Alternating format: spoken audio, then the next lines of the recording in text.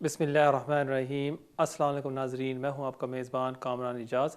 इस शो में आपके लाइव फ़ोन कॉल्स लेता हूं। अगर आपका भी कोई इमिग्रेशन मसला है, आप भी फ़ोन करके इस प्रोग्राम में हिस्सा ले सकते हैं। प्रोग्राम का नंबर अभी आपके स्क्रीन के नीचे आ रहा है। उम्मीद है कि आपको ऐसी एडवाइस दी जाएगी जो आपके लिए फ़ायदेमंद साबित होगी। नाज़रीन, अब प्रोग्राम शुरू करने से पहले आपको दो छोटी सी अपडेट्स मैं देता जाऊं। पहली अपडेट ये है कि जो लोग पूछ रहे थे मुझे बार बार कि पाकिस्तान में वीएफएस सेंटर्स कब खुलेंगे कि हम अपने डॉक्यूमेंट सबमिट कर सकें फॉर एंट्री क्लियरेंस एप्लीकेशन या विज़िट वीज़ा एप्लीकेशन, उनके लिए न्यूज़ है कि 27 जुलाई एंड 28 जुलाई से वो खुल रहे हैं और आप ऑनलाइन जाके अपॉइंटमेंट बुक कर सकते हैं। So that's some good news there. और दूसरी जो इन्फॉर्मेशन मैं आप सबसे शेयर करना चाहता था वो है कि जिन लोगों ने एक्सटेंशन एप्लीकेशंस यहाँ यूके में सबमिट की हुई हैं और वो पूछ रहे थे कि क्योंकि सेंटर्स होम ऑफिस के बंद हैं, हम अपने डॉक्यूमेंट्स कैसे होम ऑफिस को सबमिट करेंगे और हम अपने बायोमेट्रिक्स कैसे करेंगे फॉर द एप्लीकेशन। उसके लिए हवाले होम ऑफिस ने एक ईमेल भेजी है सारे रिप्रेजेंटेटिव्स को, जिसमें उन्होंने एक्सप्लेन किया है कि अगर आपने प्रीवियसली कोई एप्लीकेशन सबमिट की थी होम ऑफिस को, हम वही बायोमेट्रिक इंफॉर्मेशन इस्तेमाल करेंगे। So that's some good news. और फिर अगर वो केस वर्कर जो आपके केस को डील कर रहा है और वो कोई डॉक्यूमेंट्स चाहता है आपसे, वो आपको ईमेल करेगा या आपके रिप्रेजेंटेटिव को, और आप वो उनको ऑनलाइन सबमिट कर देंगे। सो इसका भी आप ख्याल रखिएगा। नाजरीन, बेशुमार कॉलर्स वेट कर रहे हैं, बगैर कोई टाइम ज़ाया किए बढ़ते हैं हमारे पहले कॉल की तरफ। हेलो। हेलो, अस्सलाम वालेकुम। वालेकुम सलाम। कमरान भाई, आपका प्रोग्राम बहुत अच्छा होता है और स्पेशली मुझे काफ़ी नॉलेज होती है आपके प्रोग्राम से। Thank you very much. इस प्रोग्राम से होती है या सारे प्रोग्राम से जो जो दूसरे आपके सिस्टर्स और भी तारिक करते भाई हैं? के प्रोग्राम से बहुत होती है। अच्छा, ठीक है, thank you so much. Kamran भाई, मुझे एक सवाल करना था। मैं अली बात कर रहा हूँ लंदन से। जी जी कमरान भाई, मैंने अभी एप्लीकेशन सबमिट करी है ILR के लिए। मैं Tier 2 पे हूँ। जी जी तो कमल भाई, मैंने जब फॉर्म सबमिट किया तो जो चेकलिस्ट आई मेरे पास, उसमें बहुत ज़्यादा डॉक्यूमेंट्स नहीं रिक्वायर किए जो अपलोड करने हैं मुझे। जी जी मेरा सवाल ये था कि मैंने यहाँ से MBA भी किया है और मैं इंग्लिश लैंग्वेज के अंदर क्योंकि मैं एग्जाम्प्ट हूँ कि मुझे कोई मतलब कोई और क्वालिफिकेशन नहीं करनी, क्योंकि मैं मास्टर्स किया था यहाँ से। जी जी तो मुझे ये बताएं कि क्या हम एडिशनल डॉक्यूमेंट्स अपलोड सकते हैं या जो उन्होंने मांगे हैं वही देने हैं हमें? ठीक है। देखें मेरे भाई अली भाई, कि जो होम ऑफिस की जो चेक लिस्ट होती है ना एप्लीकेशन के साथ, वो एक जेनेरिक होती है। वो हर एप्लीकेंट के साथ वो उसको लगा देते हैं। अगर आप समझ दें कि कोई ऐसी डॉक्यूमेंट है जो वो आपको लाजमी सबमिट करनी चाहिए, आप उसको नाल लगा दें, उसमें कोई हर्ज नहीं है। और क्योंकि आपने इंग्लिश रिक्वायरमेंट से एग्जेम्प्ट हैं, आपके लिए बेस्ट होगा कि आप अपनी डिग्री ज़रूर लगाएं साथ। ठीक है जी, बहुत शुक्रिया आपके कॉल का। वो बढ़ते हैं हमारे अगले कॉल की तरफ। हेलो। वालेकुम कमरान भाई। वालेकुम सलाम। कमरान भाई, मेरा सवाल ये है कि मेरे पास डिस्क्रिशनरी लीव थी 3 ईयर की। जी जी तो मैंने फर्दर डाली थी एक्सटेंशन के लिए, तो वो उन्होंने इनवैलिड कर दी थी एप्लीकेशन मेरी। तो ठीक। जब इनवैलिड की तो मैंने एप्लीकेशन डाल दी थी, लेकिन 1 साल होम ऑफिस वालों ने मुझे further leave to remain granted कर दी है। अच्छा, फर्दर 3 लीव ईयर टू की। रिमेन उन्होंने ग्रांट कर दी है आपको भी? हाँ, फर्दर 3 ईयर की कर दी है। कब ग्रांट की उन्होंने लेकिन आपको? अभी अभी की है, कोई 1 हफ्ता पहले। ठीक है।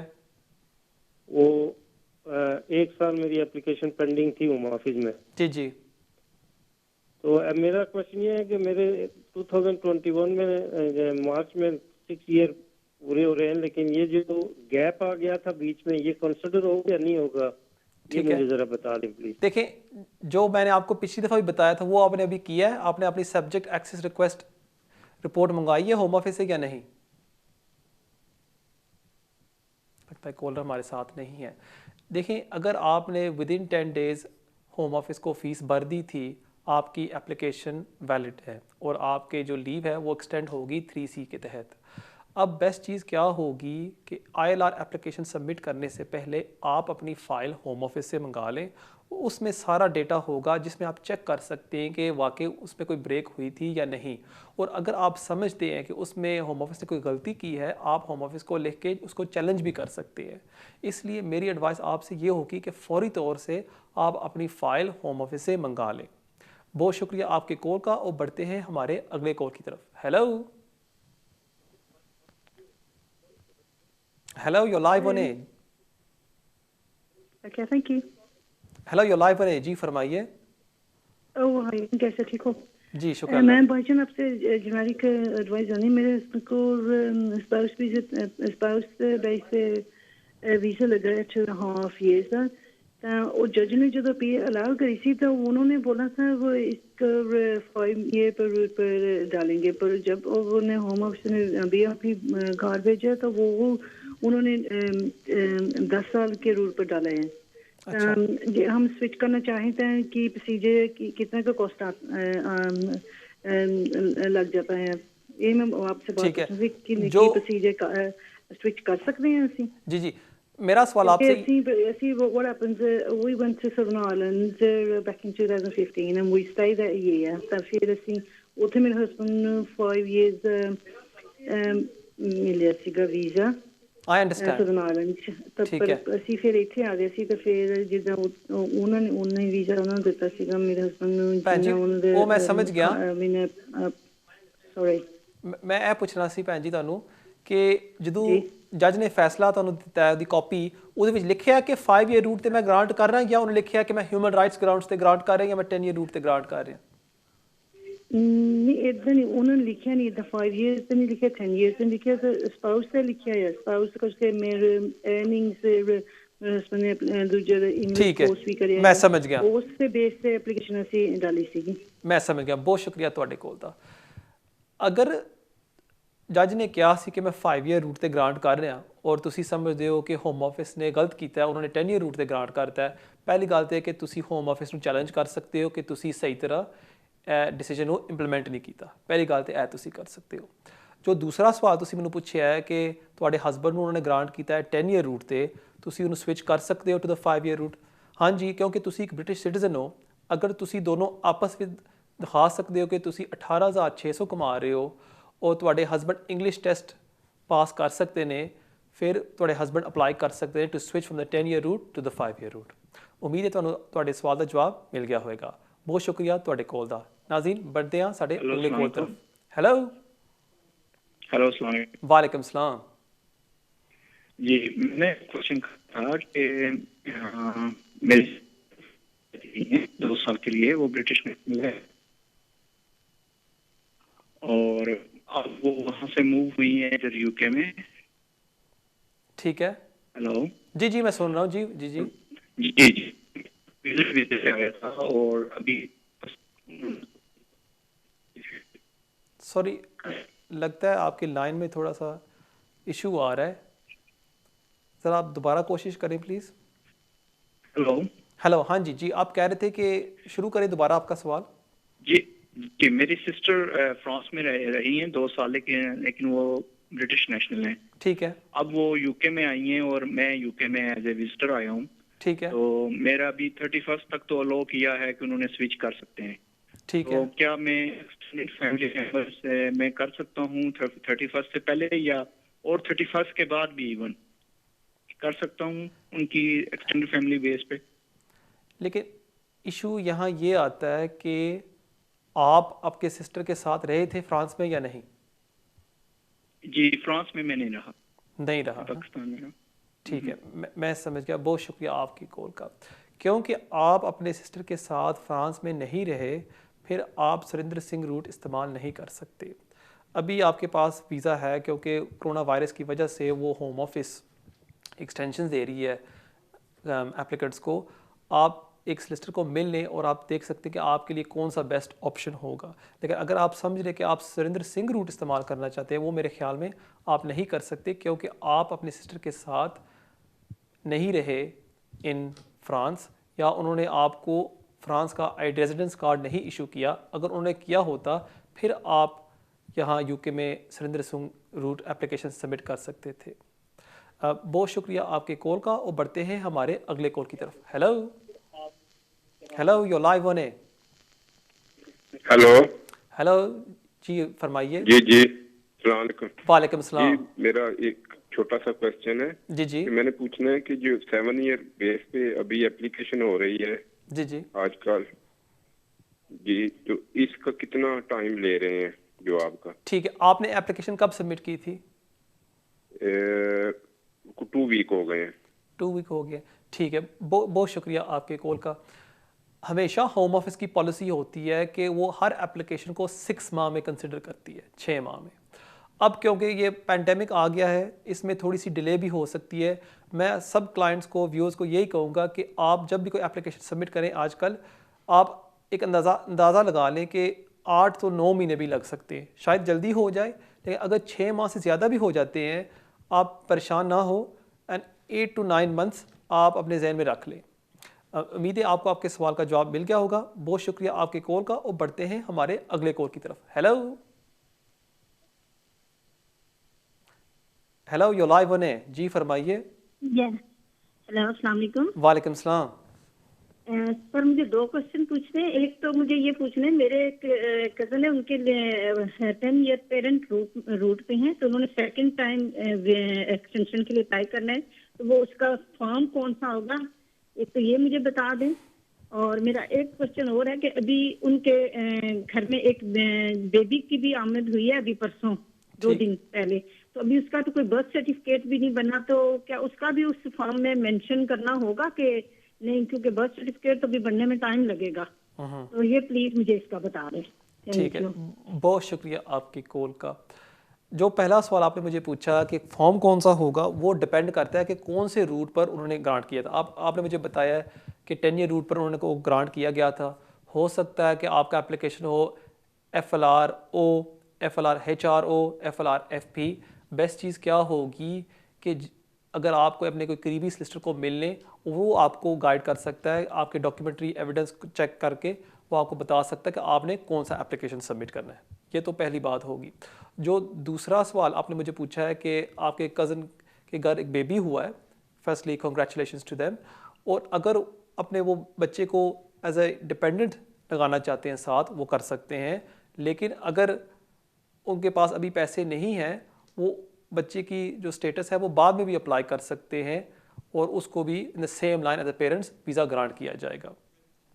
वो उनके लिए चॉइस है। नाजरीन, एक ब्रेक का वक्त होता जाता है।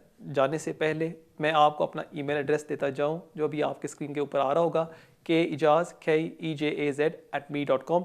इसके थ्रू आप मुझसे रब्ता कर सकते हैं और आप अगर मुझे मिलना चाहते हैं, आप मुझे मिल सकते हैं। और हमेशा की तरह मैं आप सबको दरख्वास्त करता हूँ कि अगर आप अपने मोबाइल पर अभी जाए और सोशल मीडिया पर आप भी मुझे फॉलो कर सकते हैं।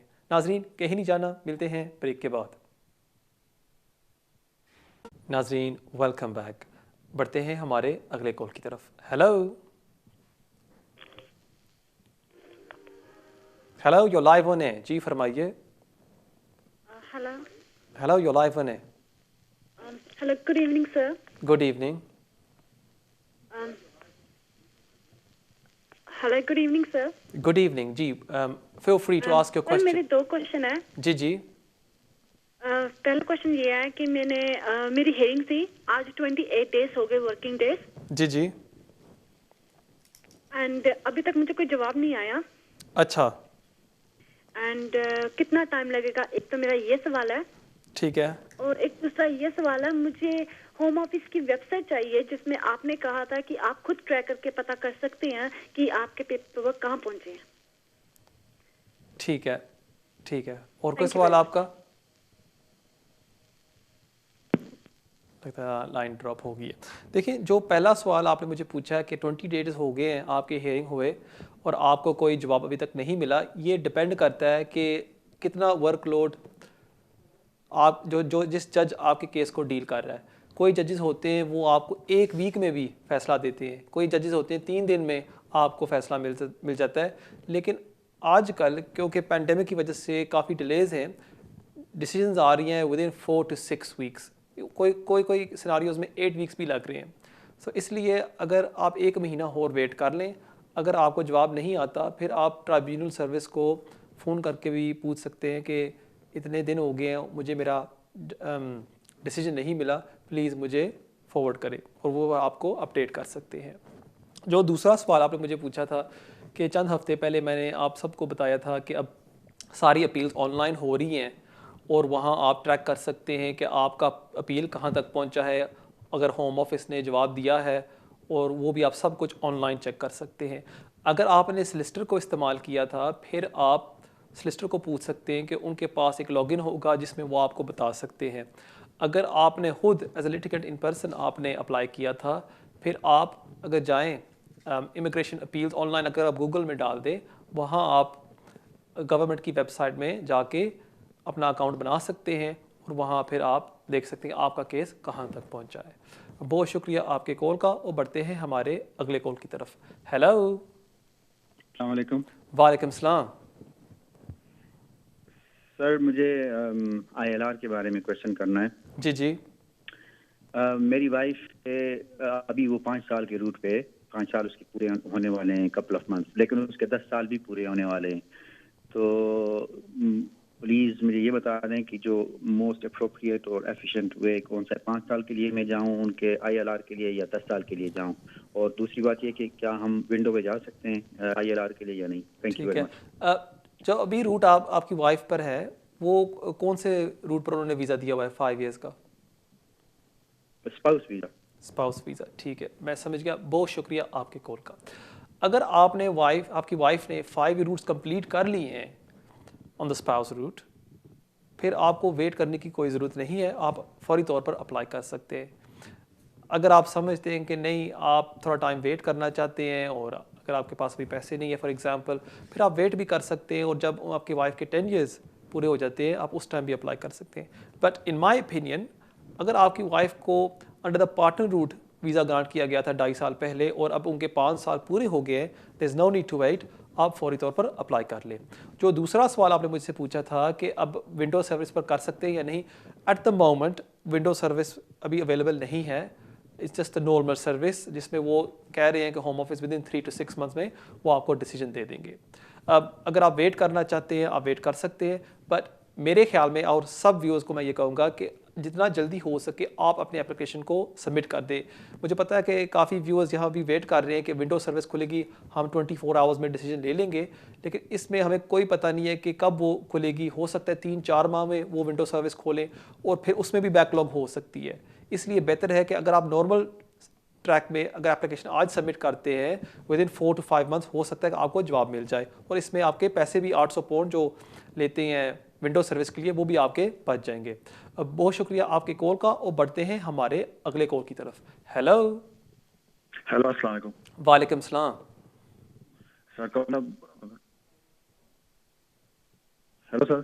हेलो सर, जी जी मैं सुन रहा हूँ। सॉरी, लगता है लाइन में कोई प्रॉब्लम आ गई थी। जी अब आपको आवाज़ आ रही? जी बिल्कुल आ रही है। जी जी कमरान साहब, ये पूछना था जी जी पूछे। नेक्स्ट इसमें मुझे 10 साल पूरे हो गए, मैं स्टूडेंट आया था पाकिस्तान से। ठीक है। तो इस दौरान मैंने कोई ना कोई केस डाल ही रखे हैं। मतलब कुछ लोग होते हैं ना के कॉलेज जुड़े हैं, तो मतलब कोई FLR हो, प्राइवेट लाइफ, इस तरह मतलब इलीगल ही रहे। तो कोई है चांसेस 10 ईयर रूट का कुछ इस तरह का बता सकते हैं? अच्छा, अभी आपके पास वीज़ा है या नहीं? अभी सर है वीज़ा में। अभी आपके पास वीज़ा है? मतलब मेरा केस होम ऑफिस में है। मुझे हो गए तकरीबन, अभी तो वायरस आ गया, मैंने सितंबर 2019 में डाला था, तो अभी तक उनका जो मेरे पास वो कंफर्मेशन लेटर है, सारे वो रेफरेंस नंबर एवरीथिंग है। ठीक है, लेकिन आपका जो वीज़ा था या कैंसिल हुआ था या कोई 60 दिन नोटिस उन्होंने आपको दिया था कभी होम ऑफिस ने? जब एप्लीकेशन डाली है, पहले प्राइवेट लाइफ पे डाली है, तो उसमें भी उन्होंने एक नोटिस भेजा था जी कंट्री खाली करें। फिर उसके बाद एक दोबारा नया कॉलेज से ढूंढा था, ये 2015 की बात है। फिर 2017 में प्राइवेट लाइफ का डाला था, रिश्तेदार काफी इधर थे, रिलेटिव्स, उनकी बिना पे डाला, फोटोज डाली थी, पिक्चर डाली थी बर्थडे की, इस तरह का। मैं समझ गया। फिर 2017 में डाला, फिर 2018 में। इस दौरान तकरीबन 6 से 7 महीने केस नहीं डाला, बाकी सारा डाली रखा। ठीक है, मैं समझ गया। बहुत शुक्रिया आपके कॉल का। देखिए ये जी ठीक है, बहुत शुक्रिया आपके कॉल का। देखिए, ये एक अच्छा सवाल आपने मुझे पूछा है कि काफ़ी लोग मुझे ये पूछते हैं, काफ़ी क्लाइंट्स ये समझते हैं कि अगर हम यहाँ 10 साल लगातार रह रहे हैं और हम एप्लीकेशन सबमिट करते रहते हैं, हमारे 10 साल पूरे हो जाएंगे और हम अप्लाई कर सकते हैं for 10 year law for residence. ऐसे नहीं होता। ये पहली बात मैं आप सबको समझा दूँ। आप 10 ईयर लॉ फॉर रेजिडेंस पे उस टाइम अप्लाई कर सकते हैं कि अगर आपके पास लगातार वीज़ा हो। फॉर एग्ज़ाम्पल, मैं आया स्टूडेंट वीज़े के ऊपर, उस पर मैं रहा 3-4 साल, फिर मैंने स्विच किया for example to the spouse route, उस पर उन्होंने मुझे 2.5 साल का वीज़ा दे दिया, उस पर मेरा वीज़ा चलता रहा। फॉर एग्ज़ाम्पल मेरे 10 साल पूरे हो गए, फिर मैं 10 ईयर लॉ फॉर रेजिडेंस पर अप्लाई कर सकता हूँ। लेकिन अगर फ़र्ज़ करें आपका एप्लीकेशन रिफ्यूज़ हो जाता है, फॉर एग्ज़ाम्पल इन 2014, और आपने विद इन कह लें 28 डेज़ में एप्लीकेशन सबमिट कर दी और फिर वो भी रिफ्यूज़ हो गई, उस पर आपको अपील राइट मिला, वो भी रिफ्यूज़ हो गया, और फिर आपके अपील राइट्स एग्जॉस्ट हो गए और फिर आपने कोई नई एप्लीकेशन डाल दी, इस तरह आपकी एप्लीकेशन, आपकी जो लीव है वो कंटिन्यू नहीं होती। एक गलत फहमी होती है एप्लीकेंट्स को कि नहीं हमारी लीव कंटिन्यू हो रही है, और अफसोस के साथ मुझे कहना पड़ता है कि वो अपने पैसे ज़ाया कर रहे होते हैं। अब जो सवाल आपने मुझे पूछा कि आपकी लीव कंटिन्यू हो रही है या नहीं, मेरे ख्याल में नहीं हो रही, लेकिन मैं फॉर श्योर आपको ये नहीं कह सकता। बेस्ट चीज़ ये होगी कि आप अपने कोई करीबी सॉलिसिटर के पास जाके उनको अपनी सारी फाइल दिखा के पूछ लें कि अगर आपके लीव में ब्रेक हुई है या नहीं।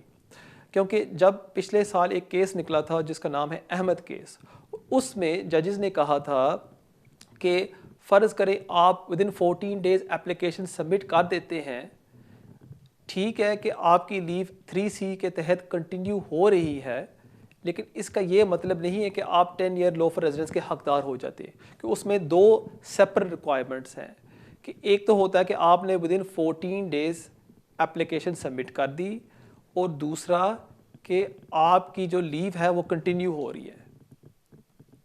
और फॉर एग्ज़ाम्पल मैं आपको एक मिसाल देता हूँ कि फॉर एग्ज़ाम्पल आपने एप्लीकेशन सबमिट की from student visa to human rights, उसमें 3C के तहत आपकी जो लीव है वो कंटिन्यू हो रही है अभी। अब वो जो ह्यूमन राइट्स एप्लीकेशन है वो अब रिफ्यूज़ हो गया।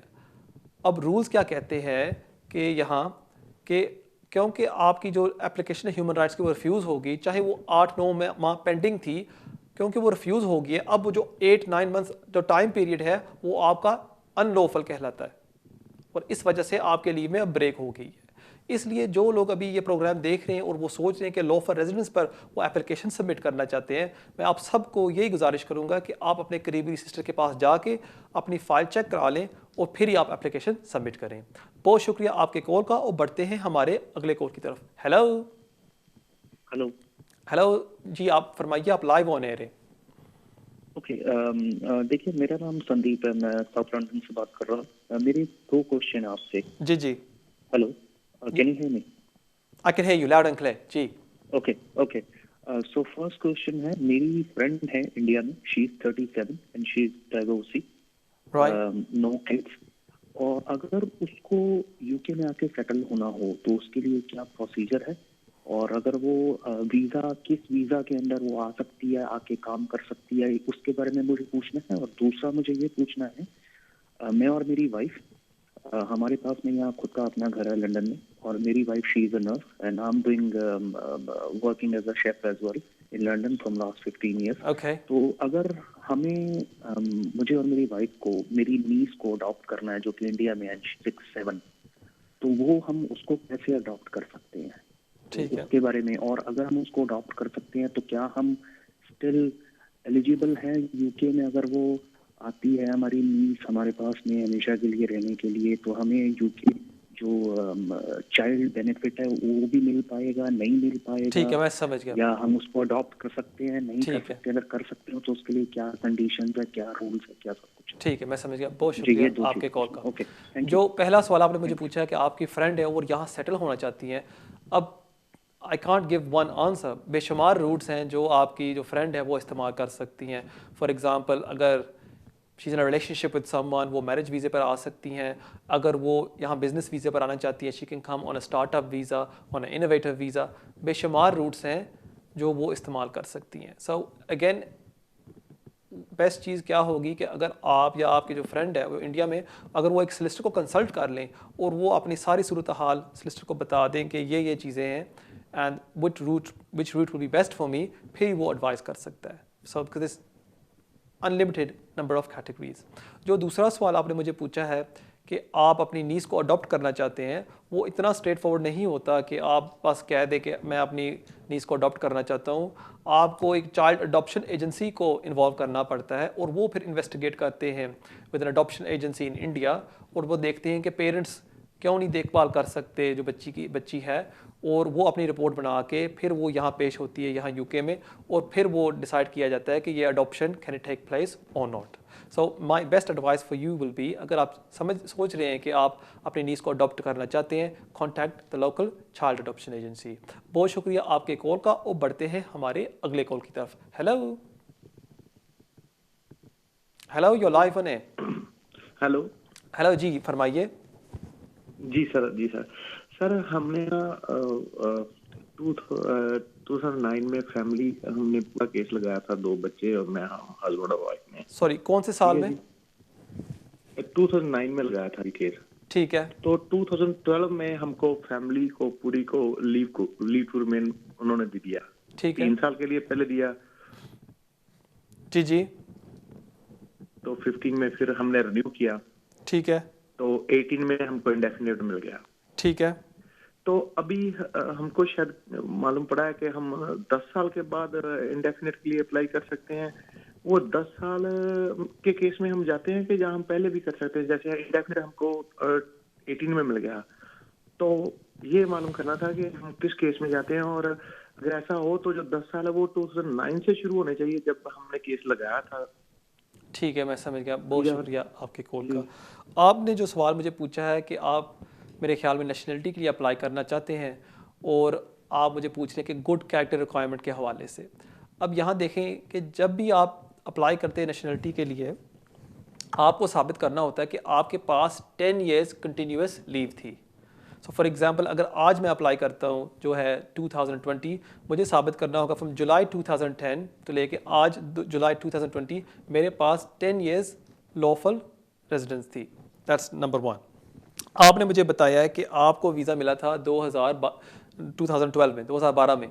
अब आपके जो 10 year लॉफुल रेजिडेंस हैं वो ख़त्म होंगे इन 2022, फिर ही जाके आप अप्लाई कर सकते हैं फॉर नेशनलिटी। आपने मुझे पूछा है कि नहीं, आपने एप्लीकेशन सबमिट की थी 2009, आपका टाइम पीरियड वहाँ से शुरू होगा या नहीं। To answer to that is no. जिस दिन से आपको वीज़ा मिलता है वहाँ से आपका लॉफुल रेजिडेंस यूके में शुरू होता है। अगर आप लॉजिकली सोचे 1 मिनट के लिए, जो जिस दिन आप लॉफुल हुए थे यूके में वो तो 2012 ही था ना, जब आपने एप्लीकेशन सबमिट किया 2009 में, 10 में, 11 में जब पेंडिंग थी, आपके पास कोई वीज़ा नहीं था। इसलिए जब आप अप्लाई करेंगे नेशनलिटी के लिए, the earliest time will be 2022। नाज़रीन, इसका ज़रूर ख्याल रखें कि जब भी आप नेशनलिटी के लिए अप्लाई करें, आपके पास 10 साल लगातार वीज़ा होना चाहिए। नाज़रीन, एक ब्रेक का वक्त होता जाता है। हमेशा की तरह जाने से पहले आपको मैं अपना ईमेल एड्रेस देता जाऊं, जो अभी आपके स्क्रीन के ऊपर आ रहा होगा, keijaz@me.com। इस पर आप मुझसे रब्ता कर सकते हैं। और हमेशा की तरह मैं आप सबको कहता हूं, प्लीज़ दरख्वास्त करता हूं कि अगर आप अपने मोबाइल पर जाएं अभी, और फेसबुक पर आप मुझे फॉलो कर सकते हैं, वहाँ भी मैं आप मज़ीद अपडेट्स देता रहता हूँ। नाज़रीन, मिलते हैं ब्रेक के बाद। Welcome back. बगैर कोई टाइम ज़ाया किए बढ़ते हैं हमारे अगले कॉल की तरफ। Hello your live on air. Hello, अस्सलाम वालेकुम। वालेकुम सलाम।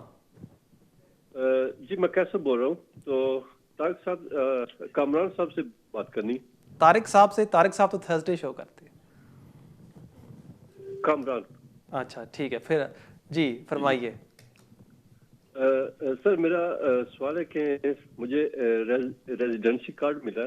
ठीक है। उस पे लिखा हुआ है कि नो रिपब्लिक फंड। ठीक है।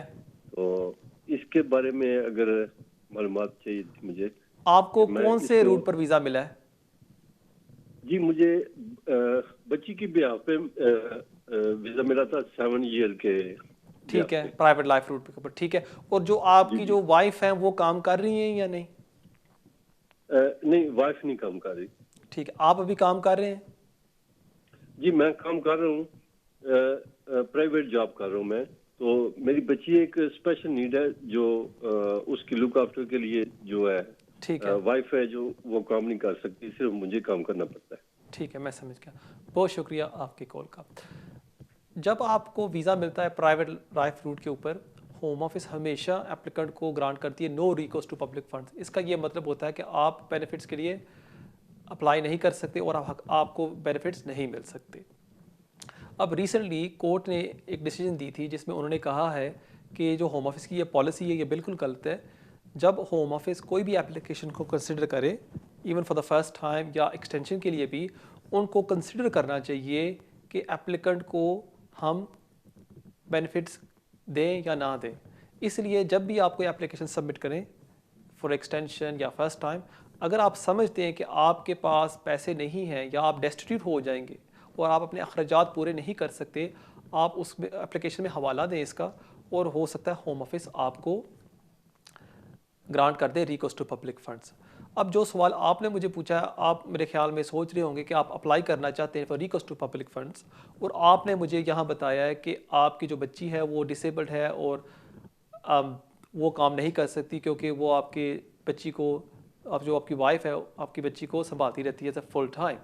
यहाँ आप अप्लाई कर सकते हैं for recourse to public funds, क्योंकि वहाँ अगर आप देखें एप्लीकेशन में एक कैटेगरी होती है कि आपके बच्चे की जो परवरिश है वो सही तरह नहीं हो सकती क्योंकि आप अपने अखराजात नहीं मीट कर सकते और क्योंकि आपका जो बच्चा है वो ब्रिटिश है। ये कैटेगरी होम ऑफिस ने बनाई है for recourse to public funds. मेरी एडवाइस आपसे यही होगी कि अगर आपको इस लिस्टर को मिल लें, वो आपके लिए एप्लीकेशन ये कंप्लीट कर दे और सारी इन्फॉर्मेशन उसमें वो एक्सप्लेन कर दे कि क्यों आप अपने अखराजात पूरे नहीं कर सकते। फॉर एग्जांपल हो सकता है कि आपकी सैलरी कम है और आप अगर अपना डॉक्यूमेंट्री एविडेंस साथ लगा के इसको एक्सप्लेन कर दे, मुझे ख्याल में होम ऑफिस आपको ग्रांट कर देगी recourse to public funds. Within the last 3 to 4 months ये कोरोना वायरस की वजह से होम ऑफिस ने बेशुमार लोगों को ये ग्रांट किया है रिकोर्स टू पब्लिक फंड्स। मैंने खुद काफ़ी एप्लीकेशंस की है और सबको, क्लाइंट्स को अल्हम्दुलिल्लाह उनको ग्रांट किया गया है रिकोर्स टू पब्लिक फंड्स। बहुत शुक्रिया आपकी कॉल का, और बढ़ते हैं हमारे अगले कॉल की तरफ। हेलो। वालेकुम सलाम, योर लाइव ऑन है जी, फरमाइए। मेरे actually I've got 2 questions actually, and पहला क्वेश्चन ये कि जो लोग फॉर एग्जांपल कोई अगर यहाँ पे स्पाउस वीजा के ऊपर आया है, राइट, तो I mean उसको obviously he cannot apply for benefits, and due to the COVID-19 situation उसकी जो वाइफ जो कि ब्रिटिश नेशनल है, I mean she lost her job as well and she's struggling to find a new job and as well as himself. ठीक है। So क्या वो इस सिचुएशन के अंदर क्या वो बेनिफिट अप्लाई कर सकते हैं? और अगर अप्लाई करते हैं तो will there be any impact when they are actually applying for the later on the 2.5 years extension को चाहिए होगी उसके लिए? Okay. That's the first question. Right. And the other question is about I mean के कोई अपना यहाँ पे अगर पेरेंट्स को बुलाना चाह रहा है, I mean for permanent basis, is there any kind of any suggestions that how can he क्या उनके पास को options available हैं? I know one of the option is कि अगर they can't do the day-to-day activities नहीं कर पाते, so that's maybe a dependent. There's one option, but obviously that is very very difficult. I have मैंने उसके बारे में पढ़ा है. And the previous caller was mentioning something about the private life route. I don't know if you can explain a bit more. Who can apply and what is that as well? ठीक है, बहुत शुक्रिया आपकी call का। Please. जो पहला सवाल आपने मुझसे पूछा है कि it's a follow up question from the previous question, और बहुत अच्छा सवाल है ये कि आप अभी स्पाउस वीज़े पर हैं और अगर आप, क्योंकि आप अपने अखराजात पूरे नहीं कर सकते, आप रिकोर्स टू पब्लिक फंड्स के लिए अप्लाई करना चाहते हैं, विल दिस अफेक्ट यू जब आप एक्सटेंशन के लिए अप्लाई करते हैं या जब आप अप्लाई करते हैं सेटलमेंट के लिए? जी हाँ, ये मैं आप सबको ये बताता जाऊँ कि अगर आप 5 ईयर स्पाउस रूट पर हैं और आप अप्लाई करते हैं तो रिकोर्स टू पब्लिक फंड्स, आपको ऑटोमेटिकली होम ऑफिस स्विच कर देगी from the 5 year route to the 10 year route. और फ़र्ज़ करें आप बाद में बेनिफिट स्टॉप कर देते हैं, आपका जो टाइम पीरियड है वो दोबारा आप शुरू करेंगे अगर आप स्विच करना चाहते हैं टू द 5 ईयर रूट। इसलिए अगर आप anyone who is watching this program, अगर आप 5 ईयर रूट पर हैं और आप सोच रहे हैं कि आप बेनिफिट्स के लिए अप्लाई करना चाहते हैं, मेरी आपसे यही एडवाइस हो कि सोच समझ के ये अप्लाई करें, सोच समझ के ये कदम उठाएं, क्योंकि एक दफ़ा आप अप्लाई कर लेते हैं और होम ऑफिस आपको पब्लिक फंड्स दे देती है, you are now switch to the 10 year route और आपको 10 साल बाद इंडेफिनिट मिलेगा। सो ये आपने बहुत केयरफुल होना है। जो दूसरा सवाल कॉलर ने पूछा है कि वो अपने पेरेंट्स को यहाँ बुलाना चाहते हैं, कौन सा रूट है, अगर वो प्राइवेट लाइफ रूट इस्तेमाल कर सकते हैं या नहीं। जो प्राइवेट लाइफ रूट है वो इन कंट्री एप्लीकेंट्स के लिए है। फॉर एग्जांपल अगर आपके यहाँ 20 साल हो गए, या अगर आपका बच्चा है जिसके 7 साल यहाँ हो गए हैं, या अगर आपके 20 साल से कम भी हैं लेकिन आपके पास कोई टाइज़ नहीं है टू योर होम कंट्री, फिर आप वो इसको इस्तेमाल कर सकते हैं। क्योंकि आपके जो पेरेंट्स हैं वो हैं आउट कंट्री, वो इस रूट को इस्तेमाल नहीं कर सकते। उनके लिए जो एक ही रूट है जो है एडल्ट डिपेंडिव, जो मैंने पिछली दफ़ा भी सबको समझाया था, वो है अगर जो एप्लीकेंट है अगर वो साबित कर सकता है कि वो जो एवरीडे टास्क है जैसे कि उठना, बैठना, खाना पीना, वो खुद नहीं कर सकते और उनकी देखभाल के लिए इंडिया या पाकिस्तान में कोई नहीं, फिर वो अप्लाई कर सकते हैं टू ज्वाइन देयर सन या डॉटर इन द यूके इंडेफिनिटली। लेकिन इसकी जो थ्रेशोल्ड है काफ़ी हाई है और आपको मज़ीद एविडेंस लगानी पड़ती है और फिर ही जाके ये एप्लीकेशन सक्सेसफुल होता है, और मोस्टली ये अपील्स पर सक्सेसफुल होता है। अगेन, अगर आप सोच रहे हैं कि आप अपने फादर को स्पॉन्सर करना चाहते हैं to the UK your parents, best चीज़ होगी कि आप अपने कोई करीबी सॉलिसिटर को मिल के फिर ये एप्लीकेशन सबमिट करें। बहुत शुक्रिया आपके कॉल का, और बढ़ते हैं हमारे अगले कॉल की तरफ। Hello hello, your live on air. Hello, your live on air. जी फरमाइए। जी अस्सलाम वालेकुम। वालेकुम सलाम। जी सलमान बात कर रहा हूँ से। मैंने एक सवाल पूछना था। जी जी। मैं यूरोपियन सिटीजन हूँ और I am living over here from the last 5 years. Okay. और उसमें ये है कि हम लोग, मेरी मिसेज मेरे साथ है, हम अडॉप्टेशन करना चाहते हैं, अडॉप्ट करना चाहते हैं बच्चा। ठीक है। उसमें ये है कि जो रूल्स एंड रेगुलेशन अडॉप्टेशन की मुझे पता है, जो वो हमारा कोर्स करेंगे, सर्कमस्टांसेस देखेंगे, ट्रेनिंग देखेंगे, वो सारा कुछ इंफॉर्मेशन ले ली है। अब पूछना ये था कि जिस तरह यूरोपियंस के लिए और काफ़ी सारे लॉज में बड़ी डिस्काउंट और रिलैक्समेंट होती है, तो इसमें भी कुछ ऐसा है अडॉप्टेशन में यूरोपियंस के बारे में? ठीक है, मैं समझ गया। बहुत शुक्रिया आपके कॉल का। जितना मुझे पता है कि इसमें कोई एग्जेम्पशन नहीं है यूरोपियंस के लिए, क्योंकि आप यहाँ यूके में रह रहे हैं और आप चाहते हैं कि आपके जो जिसको आप अडॉप्ट करना चाहते हैं यूके में, वो आए रहे आपके साथ। फिर आपको यूके लॉज फॉलो करने पड़ेंगे और चाइल्ड अडॉप्शन एजेंसी वही रूल्स आपके केस में इस्तेमाल करेगी। फॉर एग्जांपल, आपने मुझे बताया कि आप यूरोपियन सिटीजन हैं और अगर आप अपनी अडॉप्ट करना चाहते हैं इन your home country, for example अगर आप एक फ्रांस या जर्मन या इटालियन सिटीज़न हैं, फिर शायद हो सकता है उन ममालिक में थोड़ी सी नरमी हो और आप वहाँ जाके देख सकते हैं कि क्या क्या रूल्स हैं। For that it will be best for you to consult a solicitor in your home country. बहुत शुक्रिया आपके कॉल का, और बढ़ते हैं हमारे अगले कॉल की तरफ। Hello hello, your live on air. जी अस्सलाम वालेकुम। वालेकुम सलाम। जी ब्रदर, सवाल है कि पाकिस्तान से अपनी सिस्टर को बुलाना है, लेकिन उनके रिलेशन जो है ना मेरी डॉटर इन लॉ के साथ मदर का है, और मेरी जो डॉटर इन लॉ है ना इस वक्त प्रेग्नेंट है, तो इस सिलसिले में हमने उनको बुलाना है। तो आप हमें कोई इसका गाइडेंस देंगे कि मैं अपने बिहार पे लाऊं या बेटे को वीज़ा लेना चाहिए उस प्रेगनेंसी के लिए, डिलीवरी के लिए? ठीक है, मैं समझ गया। बहुत शुक्रिया आपके कॉल का। अब यहाँ आपके पास चॉइस है, अगर आप स्पॉन्सर करना चाहती हैं अपने सिस्टर को, या अगर आपकी बेटी स्पॉन्सर करना चाहती है जो प्रेग्नेंट है, वो स्पॉन्सर कर सकती है।